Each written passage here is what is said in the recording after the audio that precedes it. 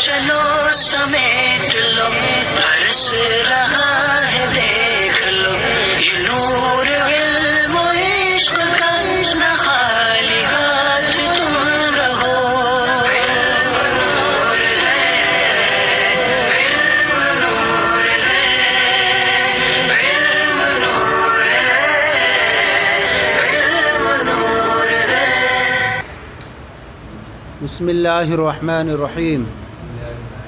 الصلاۃ والسلام علیک یا رسول اللہ.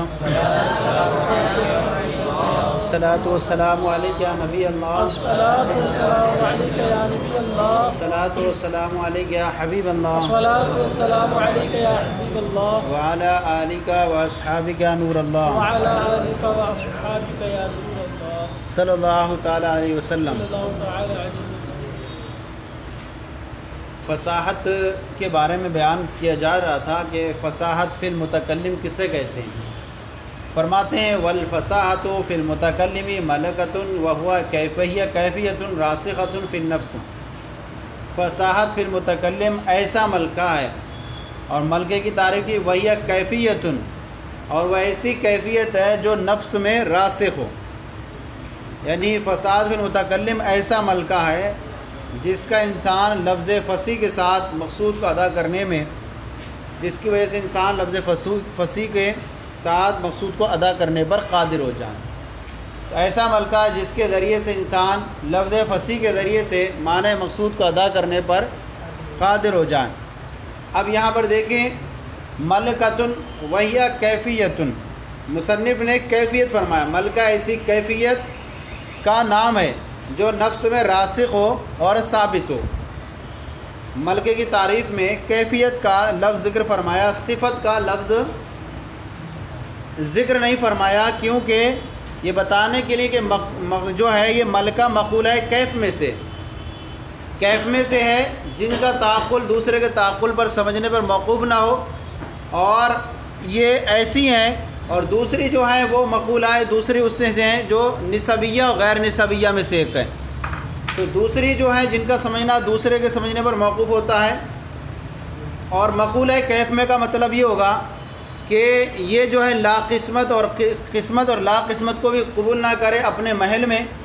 اور یہ جو کیفیت جب ہم اس کو بولیں گے مقولہ کیف میں سے ہے، تو اس کا مطلب یہ ہوگا کہ یہ نفس کے ساتھ انسان کے ساتھ نفس میں ایسی مستقر ہو کہ اس سے جدا نہ ہو. لہذا صفت کا لفظ انہوں نے نہیں ذکر فرمایا. ملکہ ایسی صفت ہے کیونکہ صفت جو ہوتی ہے وہ اس کے ساتھ برقرار نہیں رہتی ہے، وہ جدا بھی ہوتی ہے. ملکہ اس کیفیت کا نام ہے کہ جو انسان کے ساتھ دائمی طور پر باقی رہے. انسان جو ہے جیسے کہ مفتی بن گیا تو اس کے اندر اتنی صلاحیت اور ملکہ ہے کہ وہ فتویٰ دے سکے. اب اگر نہیں دے رہا ہے تو وہ اس کو غیر مفتی نہیں کہیں گے، لیکن یہ صفت کہتے ہیں تو صفت جو ہوتی ہے وہ جدا بھی ہو جاتی ہے. تو ملکہ اس کو کہیں گے کہ جو انسان کے ساتھ ہر وقت رہے اور جب چاہے وہ اس کو ادا کرنے پر قادر ہو. تو ایسی کیفیت جو نفس میں راسخ ہو. والکیفیت عرض، کیفیت یہ عرض ہے لا يتوقف تعقل على تعقل الغیر، یعنی جس کا سمجھنا غیر کے سمجھنے پر موقوف نہ ہو. ولا يقتضي القسمۃ ولا لا قسمۃ فی محلہ اقتداء اولیا، اور اقتداء اولی کے ساتھ اپنے محل میں جو قسمت اور عدم قسمت کا تقاضا نہ کرے.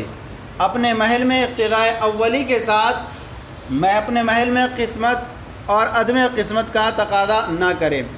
اب یہاں پر سب سے پہلے دیکھیں مصنف نے فرمایا، شارح نے راسخۃ فی النفس، جو نفس میں راسخ ہونے آنے والی ہو. یہ نہیں فرمایا راسخۃ فی الجسم، جسم میں نہیں فرمایا. کیونکہ اگر وہ نفس میں کیفیت ثابت ہوگی تو اسے ملکہ کہا جائے گا. اگر وہ جسم میں ہوگی جیسے سفیدی وغیرہ تو اسے صرف عرض کے ساتھ تعبیر کرتے ہیں. کیا کرتے ہیں؟ اب یہاں پر دیکھیں اس کے اندر یہ چیزیں آئیں جس کا سمجھنا غیر کے سمجھنے پر موقوف نہ ہو، اور وہ اپنے محل میں اقتداء اولی کے ساتھ جو ہے وہ قسمت اور عدم قسمت کو قبول نہ کرے. یہاں پر ایک تو جنس ہے اور 4 فصلیں. یہاں پر جنس کون ہے؟ لفظ عرض ہے، ایک جنس ہے. اور اس کے بعد فصل کون کون سی ہیں؟ لا يتوقف تعقل على تعقل الغیر، ایک جنس ہے. دوسری فصل ہے، اور دوسری فصل ہے لا یقتضی القسمت، اور تیسری ہے جو لا قسمت، اور چوتھی ہے اولیاً۔ یہ فصل ہیں، ان فصلوں کا کیا کیا فائدہ ہوگا وہ آپ کو بیان کریں گے۔ پیچھے سب سے پہلے آپ یہ سمجھ لیں کہ متکلمین نے موجودات حادثہ، جتنی بھی موجودات پائی جاتی ہیں، ان کو جوہر اور عرض میں منحصر کر دیا ہے۔ کتنے میں؟ جوہر اور عرض میں منحصر کر دیا ہے، یعنی جو چیز عدم سے وجود میں آئے گی، جو چیز عدم سے وجود میں آئے گی اور وجود کے بعد پھر معدوم ہو جائے گی، وہ یا تو جوہر ہوگی یا عرض ہوگی، جوہر ہوگی یا عرض ہوگی۔ اب حکماء نے جو ہیں وہ عرض کی 9 قسمیں بیان کی ہیں۔ کتنی؟ کون کون سی؟ کم، کیف، اضافت، متى، اینا، وضع، ملک، فعل، انفعال، ان سب کو جو ہے اور ملا کر کے جوہر کو مقولات عشرہ کا نام دیا جاتا ہے، مقولات۔ اب انہوں نے جو کہا تھا کہ مقولات کی بھی اب 2 قسمیں بن جاتی ہیں۔ کتنی؟ مقولات نسبیہ اور مقولات غیر نسبیہ۔ مقولات غیر نسبیہ 3 ہیں، وہ کون ہیں؟ جوہر، کیف اور کم۔ اسی لیے انہوں نے کہا کہ یہ کیا ہے؟ ملکہ وہ کیفیات میں سے، وہ کیفیت ہے ایسی ہے جو نفس میں راسخ ہو، اور اس میں جو ہے نسبیہ جو ہیں غیر نسبیہ 3 ہوں گی، جوہر، کیف اور کم، اور اس کے علاوہ جو 7 بچی وہ نسبیہ میں آئیں گی۔ اب غیر نسبیہ کسے کہتے ہیں؟ ایک تو غیر نسبیہ ہوئی اور ایک نسبیہ ہوئی۔ غیر نسبیہ میں 3 آ گئی، جوہر، کیف اور کم۔ اب نسبیہ سے مراد جو ہوتا ہے جس کا سمجھنا دوسرے کے سمجھنے پر موقوف ہو، جس کا سمجھنا، اور جوہر اور کیف اور کم کا دوسرے کے سمجھنے پر موقوف، لہذا وہ غیر نسبیہ میں چلی گئیں۔ اس لیے انہوں نے کہا کہ وہ کیفیت ہے جو نفس میں راسخ ہو، جس کا سمجھنا دوسرے پہ سمجھنے پر موقوف نہ ہو۔ جوہر ہو گیا، کم ہو گیا۔ کم کسے کہتے ہیں؟ وہ جو ذاتی تقسیم کو قبول نہ کرے۔ اب کم کی بھی 2 قسم ہو جاتی ہیں، کم متصل اور کم منفصل۔ یہ ساری تفصیل میں جائیں گے تو نفس مسئلہ آپ کے ذہن سے چلا جائے گا، اس لیے آپ اس کی طرف نہ جائیے، ساری ہر ایک کی تعریف کی بات طرف۔ بس یہ یاد رکھیے کہ جو ہے غیر نسبیہ میں 3 ہے، جوہر ہے، کیف ہے اور کم ہے، اور باقی جو ہیں نسبیہ میں باقی اس کے علاوہ 7 آ جائیں گے۔ اب جو ہے انہوں نے فرمایا کیف کیا ہے؟ کیف ہے نا کیفیت۔ کیف وہ عرض ہے جس کا سمجھنا دوسرے کے سمجھنے پر موقوف نہ ہو، اور وہ اپنے محل میں اقتضاء اولی کے ساتھ تقسیم اور عدم تقسیم کا تقاضا نہ کرے۔ کچھ تو قریب ہوا ہے۔ اب یہ سمجھ لیا آپ نے کہ ہاں، اب یہ بتائیں گے سب چیزوں کو کے بارے میں، تقسیم کو بھی قبول نہ کرے اور عدم تقسیم کو۔ یہ سب قاعدے ہیں، فصلیں، ان کو نکالنے کے لیے کچھ چیزوں کو۔ یہاں پر سب سے پہلے متکلمین اور نے موجودات حوادثہ کی جو ہیں کتنی قسمیں کی ہیں؟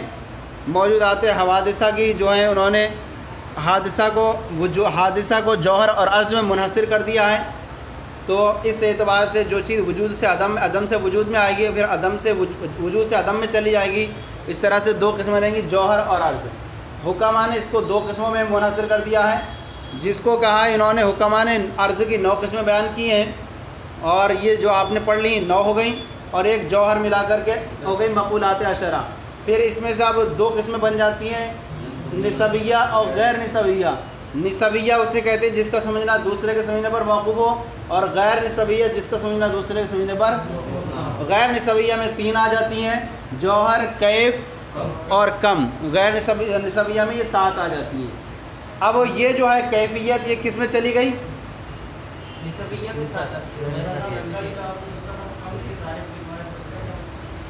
غیر نسبیہ میں جو ہیں، غیر نسبیہ میں 3 آتی ہیں، جوہر، کیف اور کم، اور نسبیہ میں جو ہے 7 آ جاتی ہیں۔ غیر نسبیہ کسے کہیں گے؟ جس کا سمجھنا دوسرے کے سمجھنے پر موقوف نہ ہو۔ تو کیفیت کس کو کہا؟ کیف اسی میں ہی صحیح ہے، والکیفیت عرض لا يتعقل تعقل علی تعقل الغیر۔ کیفیت وہ عرض ہے جس کا سمجھنا دوسرے کے سمجھنے پر موقوف نہ ہو، اور جو اقتضاء اولی کے ساتھ اپنے محل میں تقسیم اور عدم تقسیم کا تقاضا نہ کرے۔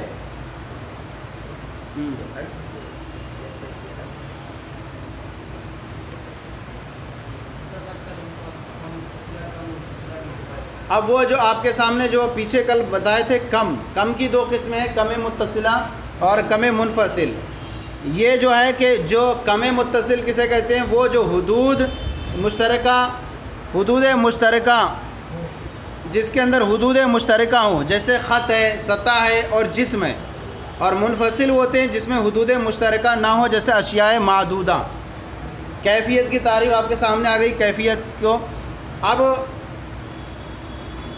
اس کے بعد یہ ساری جو نو ہیں ان کی سب کی ہم تعریف کریں گے تو ٹائم چلا جائے گا. اب آ جائیے اس کے اندر. اب ان کے اندر سب انہوں نے ایک سب سے پہلے جنس ہے. کون سی ہے؟ عرض ہے. والکیفیت عرض، کیفیت وہ ایک عرض ہے. ہاں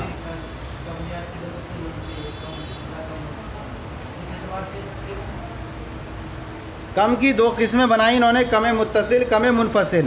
کم متصل وہ ہے جس میں حدود اور مشترکہ ہو، جیسے خط، سطح اور جسم. اور منفصل جس میں حدود مشترکہ نہ ہو، جیسے اشیاء معدودہ. اب یہاں پر دیکھیں کیفیت ایک عرض انہوں نے کہا. عرض یہ جنس ہو گیا اور باقی اس کے اندر 4 فصلیں ہیں. 4 فصلیں ہیں. سب سے پہلے انہوں نے کہا کہ لفظ عرض یہ جنس کے درجے میں ہے اور یہ عرض کی تمام قسموں کو شامل ہے، چاہے وہ عرض کون سی ہو،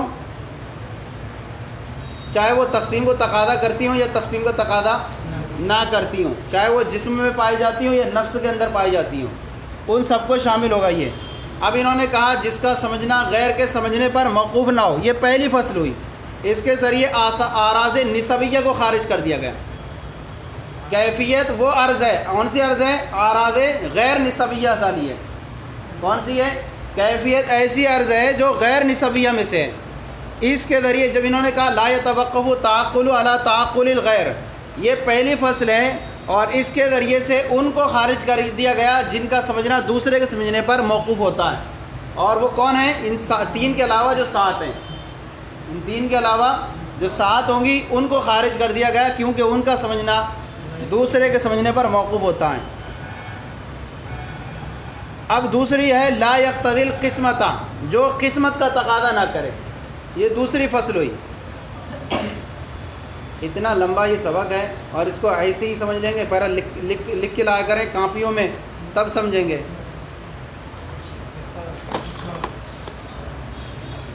تو جو اپنے اندر جو ہے تقسیم کا تقاضا نہ کرے، جس کا سمجھنا دوسرے کے سمجھنے پر موقوف نہ ہو. دو صورتیں یاد رکھ لیں یہاں پر، نسبیہ اور غیر نسبیہ. غیر نسبیہ میں جو ہے وہ 3 ہیں، کم ہے، کیف ہے اور جوہر ہے. تو جب انہوں نے کہا جس کا سمجھنا غیر کے سمجھنے پر موقوف نہ ہو تو اس کے ذریعے سے وہ خارج ہو گئی جو نسبیہ ہیں. نسبیہ کیونکہ ان کا سمجھنا دوسرے کے سمجھنے پر موقوف ہے. لا یقتضی القسمۃ، جو تقسیم کا تقاضا نہ کرے، یہ دوسری فصل ہے. یہ دوسری فصل ہے جو تقسیم کا تقاضا نہ کرے. اس کے ذریعے سے کم ذاتی جو ہیں، یعنی کم کی جو والی قسم کو خارج کر دیا گیا جو تقسیم کو تقاضا کرتی ہے. کم کی وہ تقسیم کو خارج کر دیا گیا جو تقسیم کا تقاضا کرتی ہے. کم کی 2 قسمیں بنائیں، کم متصل اور کم منفصل، اور کم متصل اور کم منفصل. لہذا وہ خارج ہو گئی جو تقسیم کا تقاضا کرتی ہے. دوسری وہ ہے کہ اس کے ذریعے کم کی تعریف سے کم کو خارج کر دیا گیا کیونکہ کم لذاتی تقسیم کا تقاضا کرتا ہے. ولا قسمت، اور جو اپنے محل میں قسمت کا تقاضا نہ کرے. فخرج بالقید الاول اعراض النسبیہ، تو اب پہلی والی جو قید ہے اس کے ذریعے اعراب نسبیہ خارج ہو گئے. کون ہے؟ اعراض ہیں، اضافت ہے، فعل ہے، انفعال ہے وغیرہ. 3 کے علاوہ 7 کو یاد رکھیں، وہ خارج ہو گئے.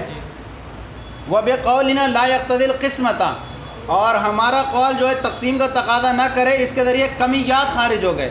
کمیات جو ہیں لذاتی اپنی ذات کے اعتبار سے جو ہیں تقسیم کو تقاضا کرتے ہیں، لہذا وہ خارج ہو گئے. اسی طرح لا قسمت، یعنی قسمت کا بھی تقاضا نہ کرے اور لا قسمت کا بھی تقاضا نہ کرے.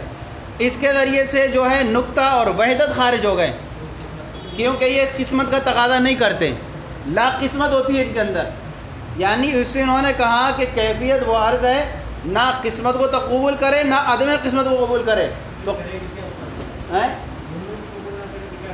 بس بسیط کی طرح رہی. بسیط ایک بسیط جیسے ہے، مرکب کی طرح نہیں رہے گی، بس ایک کیا ہے فرد مفرد کی طرح رہے گا، بسیط کی طرح رہے گا۔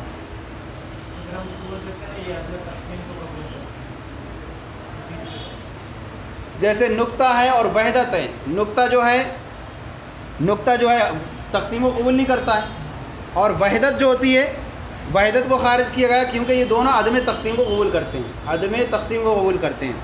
اس طور پر کہ نقطہ نام ہے صرف خط کا، نقطہ صرف نام ہے خط کا، اور طرف خط کا کنارہ غیر منقسم ہوتا ہے، اور وحدت کہتے ہیں شے کا غیر منقسم ہونا۔ نقطہ اور وحدت عدم تقسیم کا تقاضا کرتے ہیں، لہذا یہ دونوں خارج ہو گئے۔ وَبِقَوْلِنَا أَوَّلِيًّا، اس قید کے ذریعے کسی کو خارج تو نہیں کیا گیا لیکن داخل کیا گیا، لِيَدْخُلَ فِيهِ مِثْلُ الْعِلْمِ بِالْمَعْلُومَاتِ، اور اس کے ذریعے اس لیے تاکہ اس کے ذریعے علم بالمعلومات داخل ہو جائیں جو تقاضا کرتے ہیں قسمت اور لا قسمت کا۔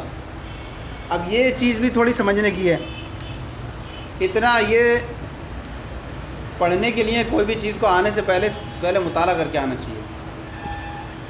اولین یہاں لائے تاکہ اس کو اولین ابتداء اولی کے ساتھ داخل ہونے کے لیے، اب اس کو کہیں گے دیکھیں چوتھی فصل ہوئی ہے، کون سی ہوئی؟ چوتھی فصل ہے، لیکن یہ فصل کسی کو نکالنے کے لیے نہیں ہے بلکہ علم بالمعلومات کو داخل کرنے کے لیے ہے، اور انہوں نے اس میں ساتھ میں یہ بھی قید لگا دی المقتضیۃ للقسمتی ولا القسمت، حالانکہ پیچھے کہہ چکے کہ خارج کرنے کے لیے لا قسمت کا تقاضا نہ کرے۔ تو اب یہاں پر آپ یہ سمجھیں اس کو کہ علم بالمعلومات کو کیفیت کی تعریف میں داخل کرنے کے لیے اس طور پر کہ اولین سے مراد لذاتی اور بلا واسطہ ہے۔ لذاتی مطلب یہ کہ کیفیت ایک ایسا عرض ہے جس کا سمجھنا دوسرے کے سمجھنے پر موقوف نہ ہو، اور نہ اپنے وہ محل میں لذاتی ہی اور بلا واسطہ تقسیم اور عدم تقسیم کا تقاضا اپنے محل میں لذاتی قسمت اور لا قسمت کا تقاضا نہ کرتا ہو، اور علم بھی جو ہے نا، علم بھی لذاتی ہی جو ہے معلومات سے قطع نظر تقسیم اور عدم تقسیم کا تقاضا نہیں کرتا ہے۔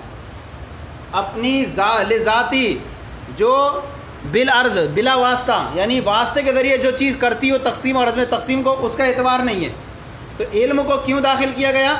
علم لذاتی ہی جو اپنی ذات کے اعتبار سے جو ہے تقسیم کا تقاضا نہیں کرتا ہے، لہذا یہ بھی مقبول ہے، کیف میں داخل ہو جائے گا۔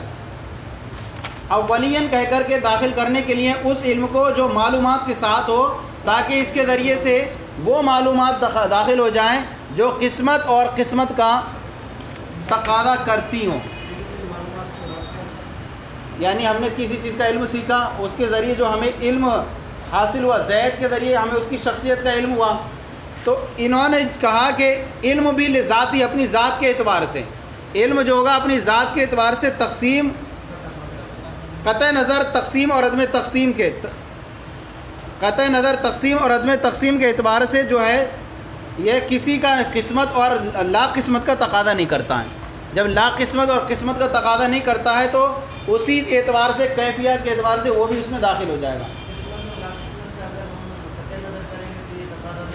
دو صورتیں بنتی ہیں اس کی علم کی، ایک تو ہوتا ہے کہ قسمت کو تقاضا کرتا ہو اور ایک جو ہے قسمت کا تقاضا نہ کرتا ہو۔ اگر ہم کسی کے واسطے سے دیکھیں تو یہ تقسیم کو قبول کرتا ہے، اور اگر کسی واسطے نہ دیکھیں صرف اس کی ذات کی طرف دیکھیں نظر کرتے ہوئے تو ایسی صورت میں نہ وہ قسمت کا تقاضا کرتا ہے نہ عدم قسمت کا۔ تو ایسی صورت میں یہ کمیات کی تعریف میں داخل ہو جائے گا۔ یہ کمیات کی تعریف انہوں نے ہم نے کی، وہ کیفیت وہ عرض ہے جو اپنے محل میں ابتداء اولی کے ساتھ قسمت اور عدم قسمت کا تقاضا نہ کرے۔ اور مزید جو ہے اس کی وضاحت بیان کر دی جائے گی۔ بس اتنی 4 فصلیں یاد رکھیں آپ، 4 فصلیں لائے، 3 فصلوں کو جو ہے خارج کیا گیا کئی چیزوں کو، اور چوتھی والی فصل کے ذریعے سے جو ہے علم بالمعلومات کو داخل کیا گیا، کیونکہ وہ بھی جو ہے اولیاں تاکہ علم بالمعلومات کو داخل کر دیا المقتضیۃ للقسمتی لا قسمت، جو تقاضا کرتا ہے قسمت اور لا قسمت کا۔ فقولوا ملکہ، اب مصنف نے آیا وہ ملکہ، وہ ایسا ملکہ ہے، فساد فی الکلام، وہ ایسا ملکہ ہے اشعار بانہ لو عبر عن المقصود بلفظ فصیح، فرمایا کہ اگر اس کی تعبیر کی جائے مقصود کی لفظ فصیح کے ذریعے، لا یسمى فصیحا فی الاصطلاح ما لم یکن راسخا فی، کہہ رہے ہیں کہ اس وقت تک اس کو فصیح نہیں کہہ سکتے جب تک کہ اس کے اندر وہ ملکہ جو ہے راسخ نہ ہو جائے. کوئی اپنے آپ کو کلام کو ادا کر دے صحیح انداز میں تو اس کو ہم نہیں کہہ سکتے یہ کل ملکہ ہوگا. اس کے اندر ملکہ نام ہے اس کیفیت کا جو اس کے اندر راسخ پختگی ہو جائے, وہ کبھی ٹس سے مس نہ ہو, کبھی اس سے جدا نہ ہوتی ہو. اب اگر وہ اس سے تھوڑی دیر کو ادا ہو گئی, بعد میں دیکھا تو پھر وہ اس سے ہے ہی نہیں اس کے اندر, تو اس کو ملکہ نہیں کہیں گے. ملکہ جو ہے وہ اس سے جدا نہیں ہوتا. اسی لیے کہا کہ ملکہ اس بات کا خیال دلانا ہے کہ اگر کوئی مقصود کو تعبیر کر دے, اپنے کوئی کلام کو, کوئی اپنے کلام ہے یا کوئی گفتگو ہے, اچھی گفتگو ادا کر دے رہا ہے لفظ فصیح کے ذریعے, تو اس کو اصطلاح کے اندر فصیح نہیں کہا جائے گا جب تک کہ اس کے اندر وہ صفت کیا ہو جائے, راسخ نہ ہو جائے. وقول یقتدر بیا, اور مصنف کا قول کہ اس کے ذریعے سے وہ کلام کے مقصود کی تعبیر پر ادا کرنے پر قادر ہو جائیں, مقصود کی ادا کرنے پر قادر ہو جائیں. ایسا ملکہ ہے جس کے ذریعے سے وہ مقصود کلام کی ادا کرنے پر قادر ہو. دون ان یقول ان یعبرا, مصنف نے یہ نہیں فرمایا کہ وہ تعبیر کر لے. تعبیر کرنے میں فرق ہے اور تعبیر کرنے پر قادر ہونا الگ ہے. ایک ہے مان لیجئے ان کو کسی کو بیان دے دیا اور وہ اچھی طریقے سے ان کے ذہن میں ہی تھا, جیسے کربلا کے اوپر دے دیا, اچھی طرح ذہن میں تھا, انہوں نے ادا کر دیا. تو یہ ادا کر دیا, اس کو ہم کیا نہیں کہیں گے, قدرت نہیں ہے اس پہ, بلکہ وہ اس کے اندر ملکہ ہو ایسا کہ وہ قادر ہو اس پر, چاہے وہ ادا کرے نہ کرے, چاہے وہ ادا نہ کرے نہ. تو کہہ رہے ہیں ایسا ملکہ ہے جس کے ذریعے وہ تعبیر پر قادر ہو. دون ان یقول ان یعبرا, مصنف نے ان یعبرا کی تعبیر نہیں فرمائی, یہ نہیں کہا کہ ملکۃ یعبر بہا علی التعبیر, یہ نہیں عبارت نہیں فرمائی. کیوں؟ بأنہ یسمى فصیحا, اس بات کا احساس دلانے کے لیے کہ فصیح اس وقت کہا جائے گا اذا وجد فیہ تلک الملکہ, جبکہ اس کے اندر یہ ملکہ پایا جائے. سواء وجدت تعبیر ام لم یوجد, چاہے تعبیر پائی جائے یا نہ پائی جائے. مان لیجئے کوئی انسان ہے نہیں ادا کر رہا ہے, تو ہم اس کو, وہ ادا نہیں کر رہا ہے, اس کا وقت نہیں ہے, اس کو دلچسپی نہیں ہے, تو کہیں گے کہ ملکہ ہے اس کے اندر. لیکن کوئی انسان ادا کر رہا ہے اسی وقت, لیکن بعد میں اس کے اندر قدرت نہیں ہے, تو اس کو ہم نہیں کہیں گے ملکہ اس کے اندر. اس کے اندر یوں مثال سمجھ لیں کہ کوئی انسان جو ہے بہت بڑا عالم دین ہے, فتوے دیتا ہے, اب وہ فی الحال نہیں دے رہا ہے, تو اس کے اندر کہیں گے اس کے اندر ملکہ ہے. اب وہ وہاں سے ہٹ گیا, دوسرے اس میں رہا, تو یہ نہیں کہیں گے کہ اس کے اندر صفت مفتیت خارج ہو گئی ہے. فرق ہو گیا نا بھائی, فرق یہ ہو گیا کہ آپ کو ہم نے کوئی موضوع دیا, آپ کے اچھا انداز میں یاد تھا وہ چیز, آپ نے ادا کر دیا, لیکن دوسرے چیز پہ آپ کو یاد نہیں تھا, تو آپ یہ ملکہ نہیں ہوا. لیکن ایک ملکہ کہتے ہیں کہ آپ کو کوئی سی موضوع دے دیا گیا, آپ جب چاہیں ادا کر دیں, اس کو کہیں گے ملکہ. ملکہ وہ جدا نہیں ہوتا, وہ ایسی صفت ہوتی ہے وہ جدا نہیں ہوتی. اور تعبیر کرنے کا یہ کہ آپ کے پاس اس ٹائم الفاظ کا ذخیرہ تھا, یا اس موضوع پر آپ کی تیاری اچھی تھی, آپ نے ادا کر دیا اس کو.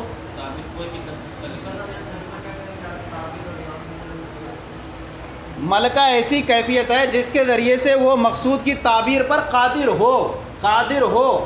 یہ کہیں, یہ نہیں فرمایا کہ وہ تعبیر کر لے, یہ نہیں فرمایا کہ وہ تعبیر کر لے, یہ نہیں فرمایا کہ تعبیر کرنے پر قادر ہو, یہ نہیں فرمایا کہ وہ تعبیر کر لے, یہ نہیں فرمایا. کیوں؟ اس بات کا احساس دلانے کے لیے کہ انسان کو فصیح اس وقت کہا جائے گا جبکہ اس کے اندر یہ ملکہ پایا جائے کہ وہ اس کے ادا کرنے پر قادر ہو. دونوں میں فرق ہو گیا, چاہے تعبیر پائی جائے یا نہ پائی جائے. چاہے تعبیر کا مطلب وہ اپنے الفاظ میں ادا کرے یا نہ کرے. کیسے آدمی ہے, میں یہاں بیٹھا ہوں, ابھی میں کوئی ادا نہیں کر رہا ہوں, کوئی کلام کو نہیں پیش کر رہا ہوں, تعبیر نہیں کر رہا ہوں کسی جملے کی یا کسی کے کلام کو میں پیش نہیں کر رہا ہوں, لیکن ملکہ ہے, تو ہم کہیں گے یہ اس کے اندر ملکہ ہے, اس کے اندر وہ کیفیت ہے, ہم اپنے الفاظ میں اس چیز کو ادا نہیں کر رہے ہیں. اور ایک انسان ہے وہ ادا کر رہا ہے, تو اس کو ادا کرنے کی وجہ سے اس کو ملکہ نہیں کہیں گے. ملکے کے لیے ضروری نہیں ہے کہ فی الوقت ہر ٹائم پائی جائے, ہر وقت ادا ہی کرنا, بولتا ہی رہے, وہ دکھاتا رہے ہر ایک کو کہ میرے اندر یہ تعبیر ہے, چاہے فی الوقت وہ ادا کرے یا نہ کرے. مثال ایسی بن جائیں گے جیسے عربی لوگ ہیں, عربی زبان اچھے سے بول لیتے ہیں, اگر سے وہ نہ بولے تو اس کو کہا جائے گا یہ تعبیر پر قادر. اور غیر عربی اگر کوئی عربی زبان بولے تو اس کو یہ کہا جائے گا کہ یہ تعبیر کر رہا ہے, نہ کہ تعبیر کرنے پہ. جیسے اس کو یہی مثال سمجھ سکتے ہیں, جیسے کوئی عرب گیا عربی بول کے وہ اپنی زبان کا ادا تو کر رہا ہے اظہار، اپنے جملوں کو سمجھا پا رہا ہے دوسرے کو، تو اب کہیں گے یہ تعبیر کر دی اس نے اپنے کلام کی، لیکن اسے کیا کہیں گے اسے ملکہ حاصل ہو گیا عربیوں کی طرح نہیں ہوا، تو اس میں دونوں میں فرق ہو گیا، تعبیر کرنا الگ ہے، ملکہ ہو جانا الگ ہے، سمجھ آ گیا؟ ہاں، چاہے اس کے اندر وہ ملکہ پایا جائے، چاہے تعبیر پائی جائے یا نہ پائی جائے۔ مصنف نے فرمایا لفظ فصیح، یہ اپنے کلام کو ادا کر سکے لفظ فصیح کے ذریعے، یہ نہیں فرمایا کلام فصیح، نہیں فرمایا اپنے مقصود کو ادا کر دے لفظ فصیح کے ذریعے، لیعمل مفرد والمرکب، تاکہ یہ جو ہے فصیح جو ہے مفرد و مرکب دونوں کام ہو جائیں، کیونکہ کلام فرماتے تو صرف مرکب کو شامل ہوتا ہے مفرد کو، کیونکہ حالانکہ فصیح جو ہوتا ہے وہ مفرد بھی ہوتا ہے۔ وَأَمَّا الْمُرَكَّبُ فَظَاهِرٌ، رہا مرکب تو یہ ظاہر ہے، مرکب تو یہ ظاہر ہے، پورا کلام جو ہے مرکب جو ہے فصیح ہوتا ہے۔ وَأَمَّا الْمُفْرَد، رہا مفرد جیسے کہ آپ شمار کرنے کے وقت کہتے ہو دار، غلام، جاریہ، ثوب، بساط الی غیر ذالک، یہ سب کے سب کیا ہیں؟ مفرد ہیں، زید، عمر، خالد وغیرہ یہ سب کیا ہیں؟ حاصل الفاظ مفرد فصیح، یہ الفاظ مفرد ہیں فصیح ہیں۔ اس کے اندر ایک قید تھی جن سے 4 فصلیں تھیں، 3 فصلوں کے ذریعے کسی کو خارج کیا گیا تھا اور 4تھی فصل کے ذریعے کسی کو خارج نہیں کیا گیا بلکہ داخل کیا گیا ہے۔ حکماء نے عرض کی 9 قسمیں بیان کی، اور جو متکلمین نے اس طرح سے 10 تھیں، 10 میں سے جو تھی 3 جو ہیں غیر نسبیہ میں چلی گئیں اور باقی 7 نسبیہ میں چلی گئیں، تو 3 جو ہیں غیر نسبیہ جن کا سمجھنا دوسرے کے سمجھنے پر موقوف نہ ہو، ان میں جوہر ہے، کیف ہے اور کم ہے، اور کم کی بھی وہ والی قسم ہے جو عدم قسمت اور قسمت کا تقاضا نہ کرتی ہو۔ مزید جو ہے اگر کچھ اشکال ہو پھر کل انشاءاللہ بیان کریں گے۔ صلو علی الحبیب صلی اللہ علیہ وسلم۔